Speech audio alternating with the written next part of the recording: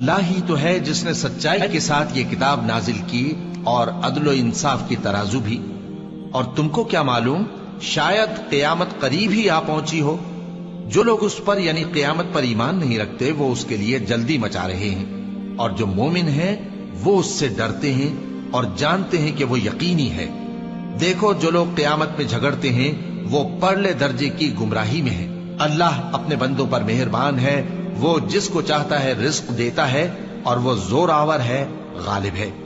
جو شخص آخرت کی کھیتی کا طالب ہو اس کے لیے ہم اس کی کھیتی میں اضافہ کریں گے، اور جو دنیا کی کھیتی کا طلبگار ہو اس کو ہم اسی میں سے کچھ دیں گے، اور اس کا آخرت میں کچھ حصہ نہ ہوگا. کیا ان کے ایسے شریک ہیں جنہوں نے ان کے لیے ایسا دین مقرر کیا ہے جس کا اللہ نے حکم نہیں دیا؟ اور اگر فیصلے کے دن کا وعدہ نہ ہوتا تو ان میں فیصلہ کر دیا جاتا. اور جو ظالم ہیں ان کے لیے درد دینے والا عذاب ہے.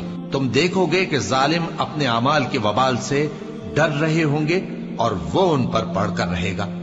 اور جو لوگ ایمان لائے اور نیک عمل کرتے رہے وہ بہشت کے باغوں میں ہوں گے. وہ جو کچھ چاہیں گے ان کے پروردگار کے پاس موجود ہوگا.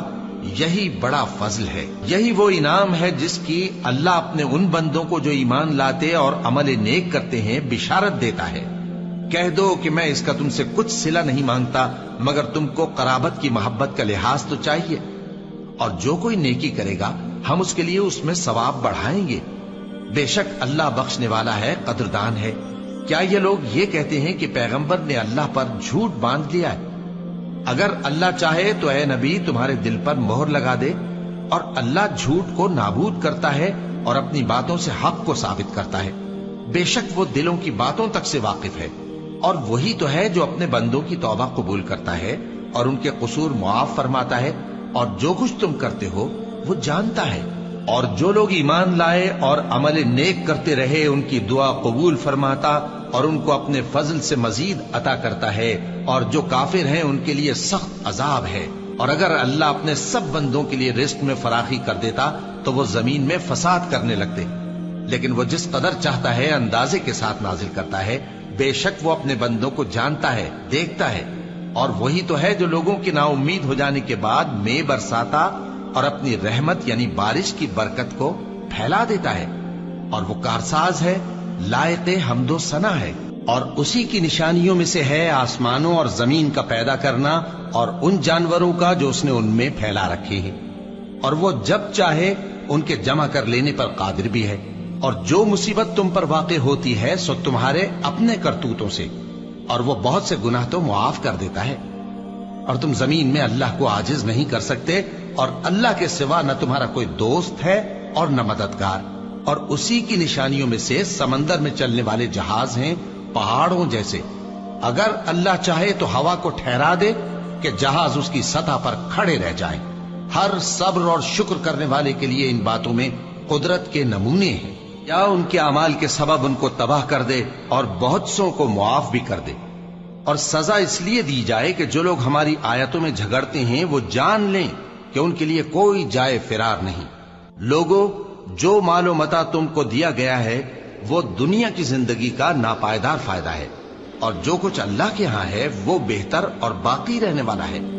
یعنی ان لوگوں کے لیے جو ایمان لائے اور اپنے پروردگار پر بھروسہ رکھتے ہیں، اور جو بڑے بڑے گناہوں اور بے حیائی کے کاموں سے پرہیز کرتے ہیں، اور جب غصہ آتا ہے تو معاف کر دیتے ہیں.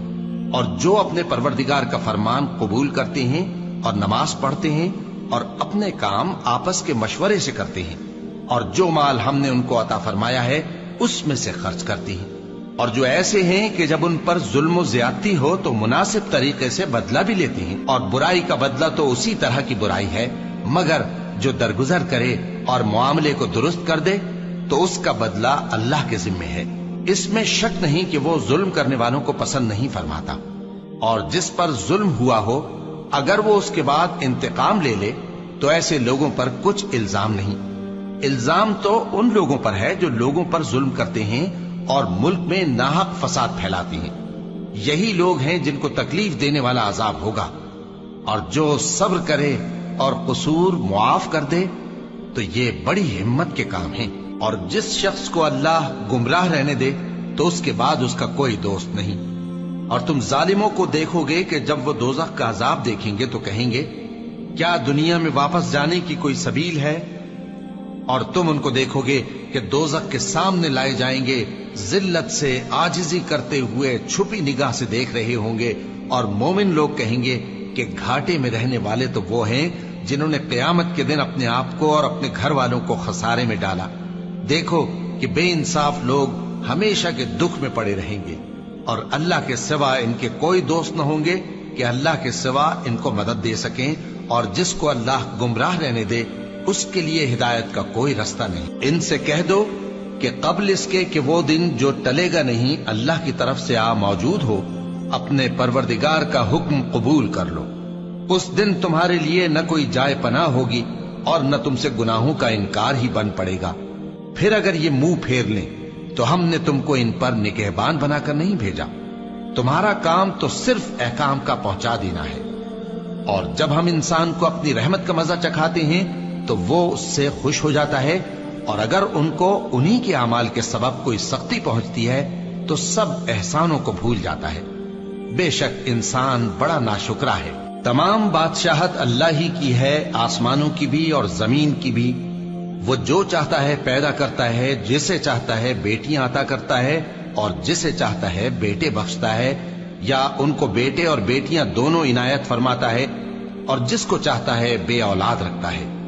وہ تو جاننے والا ہے، قدرت والا ہے، اور کسی آدمی کے لیے ممکن نہیں کہ اللہ اس سے بات کرے مگر وحی کے ذریعے یا پردے کے پیچھے سے، یا کوئی فرشتہ بھیج دے تو وہ اللہ کے حکم سے جو اللہ چاہے القا کرے۔ بے شک وہ بلند و برتر ہے، حکمت والا ہے۔ اور اسی طرح ہم نے اپنے حکم سے تمہاری طرف روح القدس کے ذریعے سے قرآن بھیجا ہے۔ تم نہ تو کتاب کو جانتے تھے اور نہ ایمان کو، لیکن ہم نے اس کو نور بنایا ہے کہ اس سے ہم اپنے بندوں میں سے جس کو چاہتے ہیں ہدایت کرتے ہیں۔ اور بے شک اے نبی تم سیدھا رستہ دکھاتے ہو، یعنی اس اللہ کا رستہ جو آسمانوں اور زمین کی سب چیزوں کا مالک ہے۔